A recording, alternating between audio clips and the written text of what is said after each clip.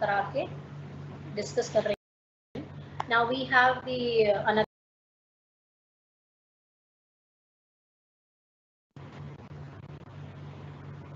Okay, so let's start the session. Now we have the another question on cash flow statement. The balance sheet on 31st December 2015, 31st March 2015 and 31st March 2016 is given to you in the question, and you have to prepare the cash flow statement on the basis of additional information. Format आप सबको clear है. मैं इसमें सिर्फ minimum adjustments करा के discuss कर रही हूँ आपसे इस टाइम पर.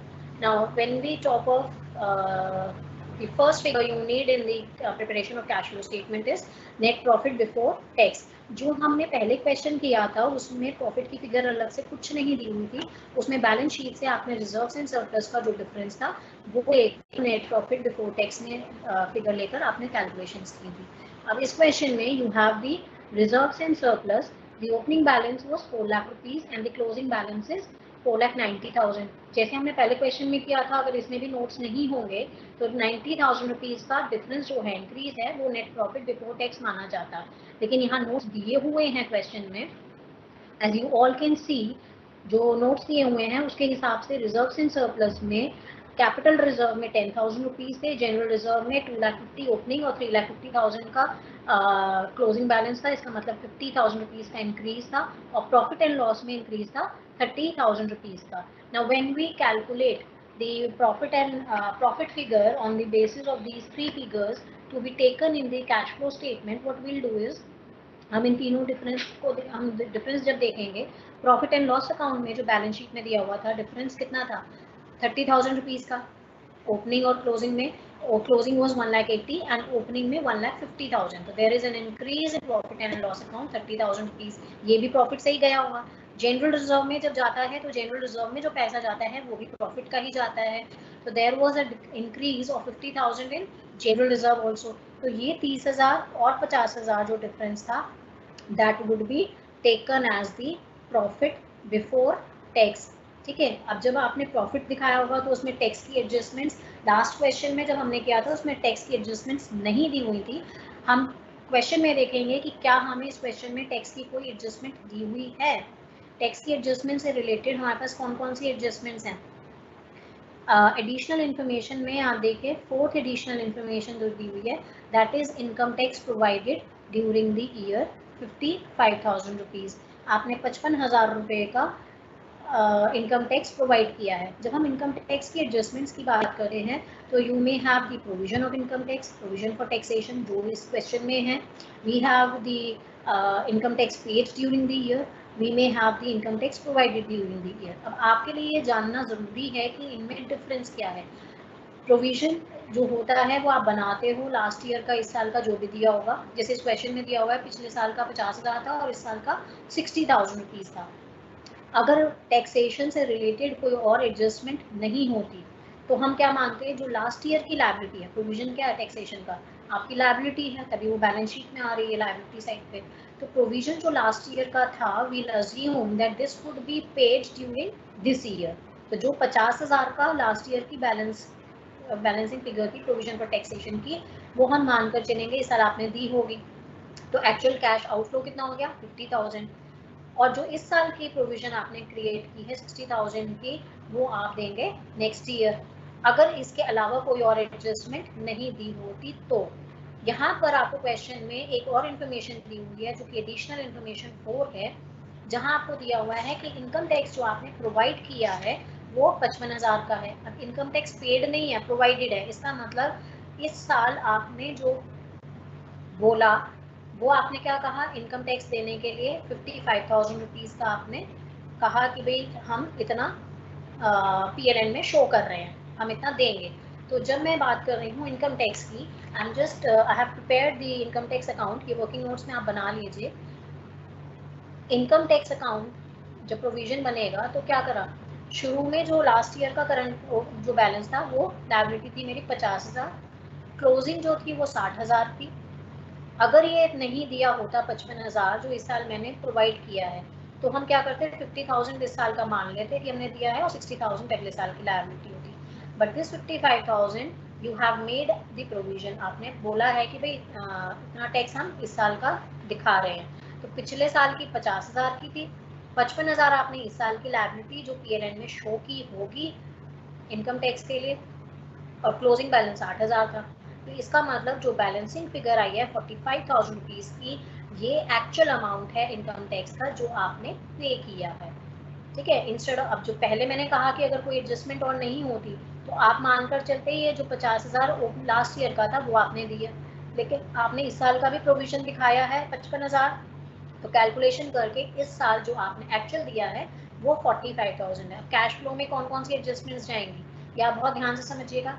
एक है income tax actually paid during the year, तो आप जब इनकम टैक्स पे करोगे तो एक्चुअल कैश आउटफ्लो होगा, और एक है जो आपने प्रोवाइड किया है। तो you will take these two figures, एक जो प्रोवाइड किया है और एक जो एक्चुअली दिया है, और ये दोनों ही ट्रांजेक्शन्स कहाँ जाती हैं, cash flow from operating activities में। लेकिन कहाँ कहाँ जाएंगी, जब आप स्टार्ट करते हो नेट प्रॉफिट बिफोर टैक्स, उसमें हमें टैक्स ऐड करना होता है क्योंकि जो पीएलएन में से हमें फिगर मिलती है वो आफ्टर टैक्स होती है।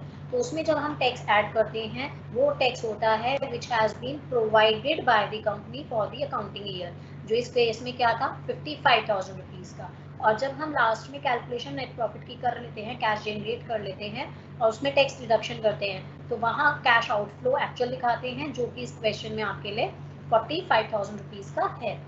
तो आप क्या करेंगे, कैश फ्लो स्टेटमेंट में ऑपरेटिंग एक्टिविटीज में जो नेट प्रॉफिट बिफोर टैक्स निकालेंगे वो आप उसमें 55,000 जो आपने प्रोवाइड किया था वो ऐड कर देंगे, और जो एक्चुअल इनकम टैक्स पे किया है आपने वो 45,000 rupees cash generated from operating activities में आप इसको दिखा देंगे माइनस करके, ब्रैकेट में आप करके दिखाएंगे, यहाँ रह गया जो आप प्रॉफिट एंड लॉस कैलकुलेट कर रहे थे, प्रॉफिट की फिगर कैलकुलेट कर रहे थे, नेट प्रॉफिट बिफोर टैक्स।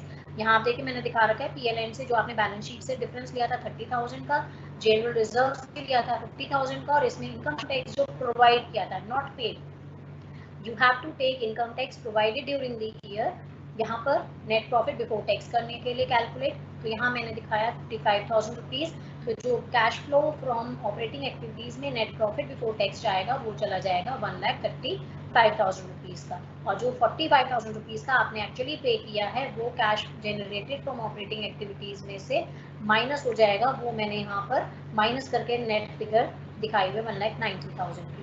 तो आपको टैक्स में ये चीज़ ध्यान रखनी है कि एक्चुअली कितना पे किया है और आपने प्रोवाइड कितना किया है।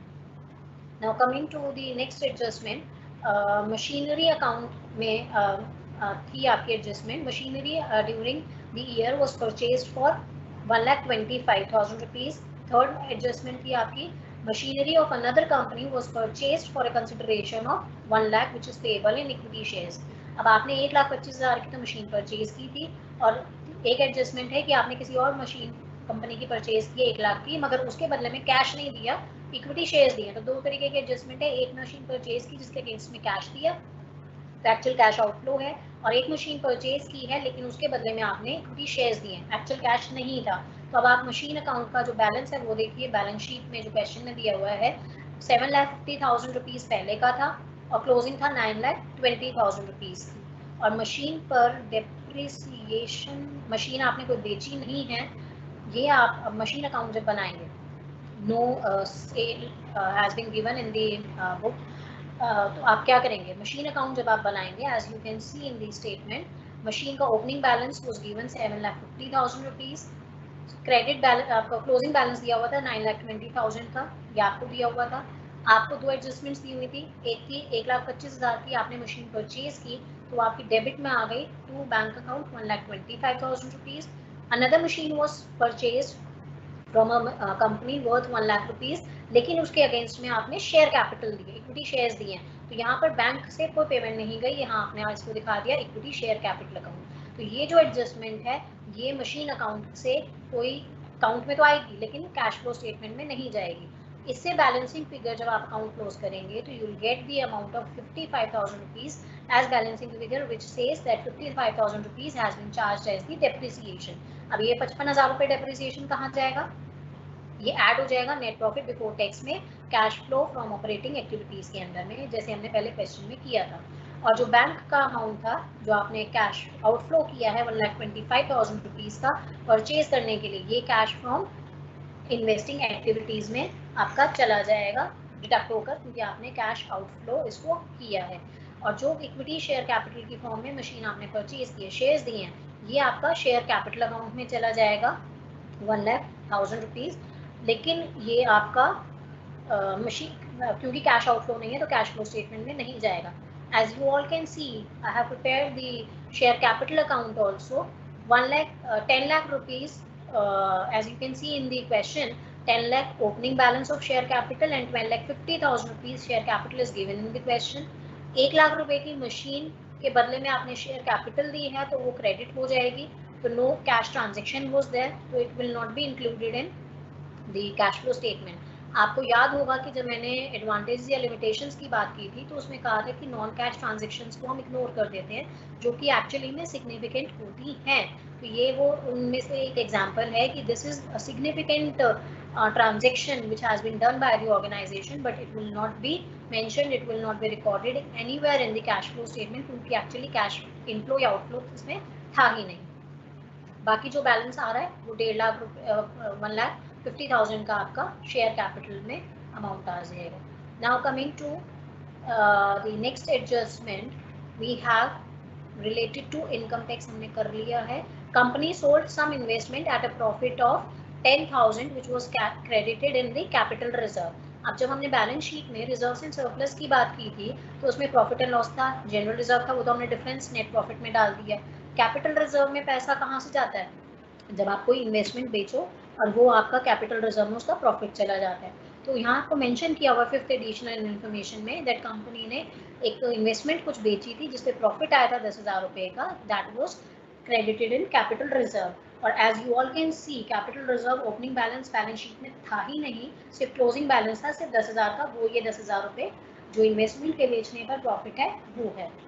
अब इन्वेस्टमेंट का आप बैलेंस देखिए, इन्वेस्टमेंट का जो बैलेंस आपको बैलेंस शीट में दिया हुआ है, इन्वेस्टमेंट के लिए you have the opening balance was 1 lakh rupees and the closing balance was 50,000 rupees. अब इसका मैं अगर अकाउंट बनाऊं, इन्वेस्टमेंट से रिलेटेड कोई और ट्रांजेक्शन मेरे पास नहीं दी हुई थी। Now if I prepare the balance the account of investment account, तो what will happen, opening balance दिया हुआ था 1 लाख रुपीज का, क्लोजिंग बैलेंस मुझे दिया हुआ था 50,000 रुपीज का, और कैपिटल रिजर्व मुझे मेंशन किया हुआ था जो मैंने इन्वेस्टमेंट कुछ बेची थी, लेकिन मुझे ये नहीं बताया गया था कि कितने की बेची है।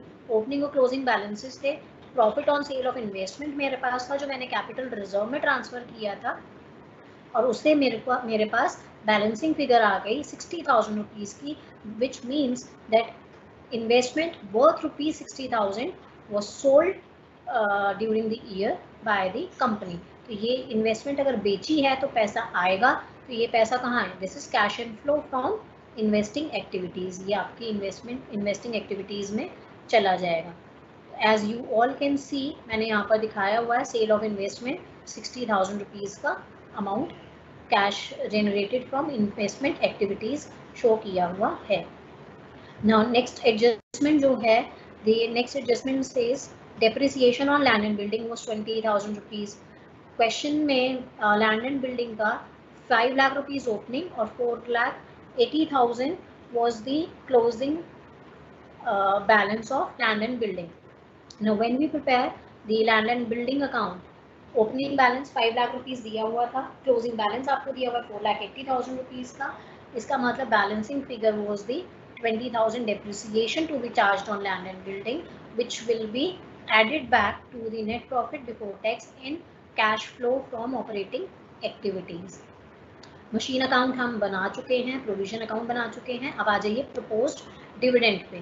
प्रपोज्ड डिविडेंड के लिए हमें क्वेश्चन में एडजस्टमेंट्स जो दी हुई हैं, the question says the first adjustment is dividend of 1 lakh rupees was paid during the year।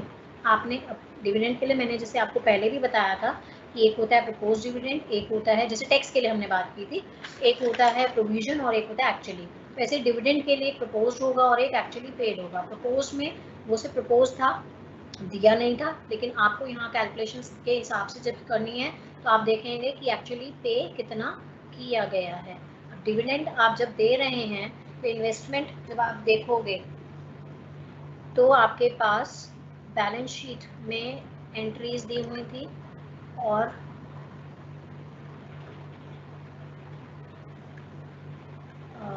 Provision for dividend notes में आपको दिया हुआ था प्रपोज डिविडेंड का opening balance was 1 lakh rupees and closing balance was 1,25,000 rupees, और आपने actually दिया कितना है 1 लाख रुपए। अगर क्वेश्चन मेंशन नहीं भी करता तो प्रपोज डिविडेंड जो आपको ओपनिंग और क्लोजिंग बैलेंसेस दिए हुए थे तो आप मानकर चलेंगे कि जो लास्ट ईयर की लायबिलिटी थी वो इस साल दी और जो इस साल की लायबिलिटी है वो आप नेक्स्ट ईयर पे करेंगे। अगर एडिशनल इन्फॉर्मेशन आपको क्वेश्चन नहीं भी देता है तब आप क्या करेंगे, जो लास्ट ईयर का प्रपोज डिविडेंड था वो आप देंगे, और वो कहाँ जाता है, डिविडेंड जब आप देते हो तो वो कहाँ जाता है, cash flow from financing activities में, तो ये 1 लाख रुपए वहाँ चला जाता। अब क्वेश्चन मेंशन ही कर रहा है कि आपने 1 लाख रुपए दिए हैं। When you prepare the accounts, propose dividend में ओपनिंग बैलेंस 1 लाख था, क्लोजिंग बैलेंस 1,25,000 रुपीज था, 1 लाख रुपए आपने दिए हैं, तो बैलेंसिंग फिगर जो आई that will be that is the amount you have shown during the year in your statement of profit and loss account। इसका मतलब दो फिगर्स हैं अब आपके पास, एक जो एक्चुअली आपने पे किया है इस साल और एक जो आपने प्रपोज किया था।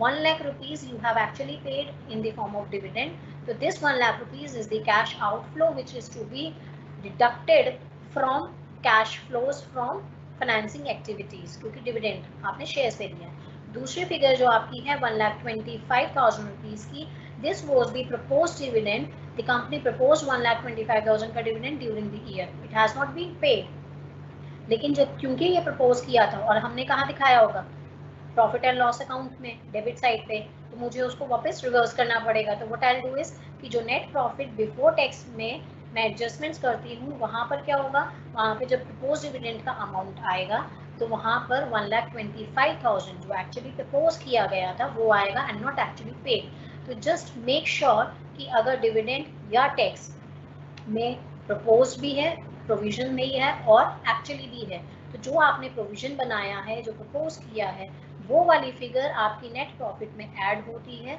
Under cash flows from operating activities में। जैसे यहाँ पे प्रपोज डिविडेंड 1,25,000 था तो वो वहाँ पर 1,25,000 जो पीएलएन में आपने दिखाया होगा, प्रपोज किया होगा इस साल का, वो आपका cash flow from operating activities में नेट प्रॉफिट में ऐड हो जाएगा। और जो आपने एक्चुअली दिया है, जो कैश आउटफ्लो है, वो आपका cash flow from financing activities में डिडक्ट हो जाएगा actually dividend you have paid. तो ये 1 lakh rupees cash flow from financing activities में चला जाएगा और 1,25,000 जो प्रपोज किया था वो आपका ऐड हो जाएगा नेट कैश इसमें, net profit before tax. Now all these accounts, land and building machine, profit and loss, provision for taxation, share capital investment, we have done these adjustments. Now coming to the cash flow statement, net profit before tax as we have discussed, आपने reserves and surplus में से general reserves और P&L account का balance लिया और उसमें आपने income tax जो provide किया था, not paid, income tax provided during the year वो add किया। प्रपोज डिविडेंड जो आपने दिखाया था 1,25,000 का वो ऐड किया, डेप्रिसिएशंस ऐड किए and you had generated the cash flow from operating activities before changes in working capital 3,35,000 rupees की। इसमें आप वर्किंग कैपिटल में जब चेंजेस दिखाएंगे तो इंक्रीज और डिक्रीज करंट एसेट्स में दिखाएंगे। तो as per the question there is a decrease in creditors worth 1 lakh rupees, तो वो आपने माइनस कर दिया क्योंकि लायबिलिटी अगर आपने पे की है तो that involves the cash outflow, तो आपके पास से पैसा चला गया। इंक्रीज डिक्रीज इन इन्वेंट्री, आपने स्टॉक को बेचा होगा तो पैसा आया होगा, तो 20,000 रुपीज का कैश इनफ्लो हुआ, वो आपने ऐड कर दिया। ट्रेड रिसीवेबल्स बढ़ गए, ट्रेड रिसीवेबल्स बढ़ गए का क्या मतलब है, डेटर्स आपके बढ़ गए तो पैसा आना चाहिए था लेकिन आया नहीं, तो इट इज अज्यूम्ड कि वो कैश आउटफ्लो है, तो वो आपका कैश आउटफ्लो के हिसाब से इंक्रीज जो है वो आपका 20,000 माइनस हो जाएगा। इनकम टैक्स जो आपने एक्चुअली पे किया है, जो प्रोविजन था वो आपने नेट प्रॉफिट में ऊपर ऐड किया, अगर है तो प्रोविजन फॉर टैक्सेशन, और एक्चुअल जो इनकम टैक्स पे किया है वो cash generated from operating activities में आप डिडक्ट करके दिखाएंगे and 1,90,000 as per the question you have generated as the net cash from operating activities. Now cash flows from investing activities में क्या था, परचेज आपने मशीन की थी 1,25,000 रुपीज़ की, जिसके लिए कैश दिया था. एक आपकी ट्रांजेक्शन थी 1 लाख रुपए की, जिसके अगेंस्ट में आपने शेयर्स इशू किए थे, वो यहाँ नहीं आएगी. सिर्फ जो एंट्री जिसमें कैश इन्वॉल्व था, जिसमें आपने 1,25,000 दिए थे, वो आपकी यहाँ पे एंट्री आ गई, कैश आउट का था, तो हमने इसको डिडक्ट कर दिया. उसके अलावा सेल ऑफ इन्वेस्टमेंट थी 60,000 रुपीज़ की, पैसा आया होगा, वो हमने ऐड कर दिया, and you have net cash used during the cash used from investing activities, वो आपके लिए माइनस फिगर है, यूज्ड है, इसीलिए 65,000 रुपीज़ का. Coming to the cash flow from financing activities, आपने अब यहाँ पर एक payment of long term loans थे, आपने लायबिलिटी पे कर दी थी, डिविडेंड जो आपने एक्चुअली पे किया था, this is not the propose, this is the actual amount of dividend you have paid during the year, जो हमने अकाउंट से अभी बनाया था. उसके अलावा जो कैपिटल थी, कैपिटल में आप जब क्वेश्चन में देखेंगे तो इंक्रीज बैलेंस शीट के नोट्स में, तो जो शेयर कैपिटल है उसमें जो नेट इंक्रीज था दैट इज 2,50,000 रुपीज़ का इंक्रीज है नेट शेयर कैपिटल में. लेकिन जो हमने अभी शेयर कैपिटल अकाउंट बनाया था उसमें 1 लाख का जो इंक्रीज था वो कैसे था, वो शेयर्स थे जिनसे जो हमने मशीन परचेज की थी वो 1 लाख रुपीज़, उनको हमने बजाय कैश के शेयर्स दिए. तो वो जो शेयर्स में इंक्रीज है, शेयर कैपिटल में इंक्रीज है 2,50,000, उसमें से 1 लाख रुपीज़ के जो शेयर्स मैंने दिए हैं उसके बदले में मेरे पास क्या है, मशीन है, तो मैंने उनको शेयर्स इशू कर दिए. तो इसका मतलब कोई कैश ट्रांजेक्शन तो थी नहीं. इसका मतलब जो टोटल इंक्रीज था शेयर कैपिटल में 2,50,000 का, उसमें से 1 लाख रुपीज़ जो मैंने मशीन के बदले में शेयर्स इशू किए हैं, no cash transaction, no cash outflow और no cash inflow is there, वो मैं इसमें से माइनस कर दूंगी. तो एक्चुअली में मेरे पास पैसा कितना आया, 1,50,000. जब हम शेयर कैपिटल को रेस करते हैं तो हम शेयर कैपिटल तो बढ़ती है मगर पैसा भी आता है. यहाँ कैश नहीं आया मेरे पास, उसके बदले में मशीन आई, तो मशीन आई है, पैसा नहीं आया, तो इसलिए इंक्रीज इन शेयर कैपिटल जो टोटल थी 2,50,000, उसमें से मैंने वो अमाउंट डिडक्ट करके 1 लाख रुपीज़ नेट अमाउंट दिखाया है 1,50,000. इसका मतलब 2.5 में से सिर्फ 1.5 लाख रुपए मेरे पास शेयर कैपिटल के में पैसा जो इंक्रीज हुआ वो कैश में आया. You have the net cash generated from financing activities as 50,000 rupees. अब तीनों फिगर्स आपके पास A, B, C तीनों फिगर्स थी 1,90,000 positive from operating activities and 65,000 and 50,000 net cash used from investing and financing activities respectively. तो net increase या decrease जो है cash in cash equivalent वो आपके पास आ जाता है 75,000 रुपीज़ का, जिसमें आपने ओपनिंग बैलेंस शीट में अगर आप देखेंगे कैश और कैश इक्विवेलेंट का, तो वो 5 लाख रुपीज़ का आपके पास दिया हुआ है. If you just have the look on the balance sheet, it says that cash and cash equivalents, cash on hand और कैश एट बैंक, तो ये दोनों ही कैश और कैश इक्विवेलेंट है और कोई एंट्री नहीं है. तो ओपनिंग बैलेंस 2 लाख और 3 लाख था, तो टोटल 5 लाख रुपीज़ था, और जो क्लोजिंग बैलेंस था वो आपके पास 5,75,000 टोटल है कैश इन हैंड और कैश एट बैंक का. तो जो आपके पास ओपनिंग बैलेंस था वो 5 लाख रुपीज़ था, क्लोजिंग बैलेंस जो था आपके पास 5,75,000 का था, and there is a net increase in cash equivalents during the year is 75,000 rupees. Now I hope you enjoyed this session. In case you have any doubt, you just ask me.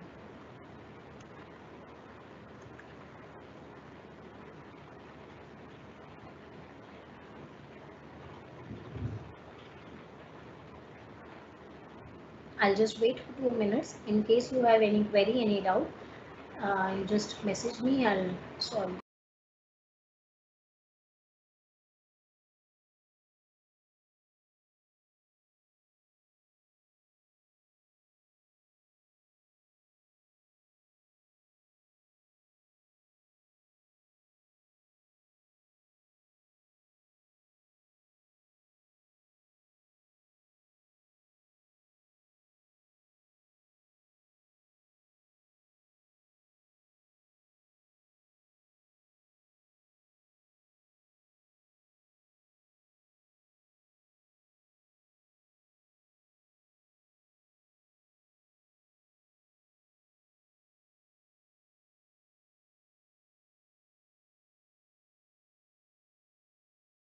Investment थी 60,000 मेरे पास, उसके बदले में machine आई, तो machine 5,75,000 total है cash in hand और cash है bank का। तो जो आपके पास ओपनिंग बैलेंस था वो 5 लाख रुपीस था, क्लोजिंग बैलेंस जो था आपके पास 5,75,000 का था, and there is a net increase in cash equivalents during the year is 75,000 rupees. Now I hope you enjoyed this session. Query तो कोई आई नहीं, क्वेश्चन भी करा चुकी मैं लास्ट में ओके बाय बाय कर दूं या नहीं करूं? हाँ बस ठीक है, मैं वो इसीलिए वेट ही कर रही थी, मैं वो कर देती हूँ फिर आपको कर देना, ठीक है?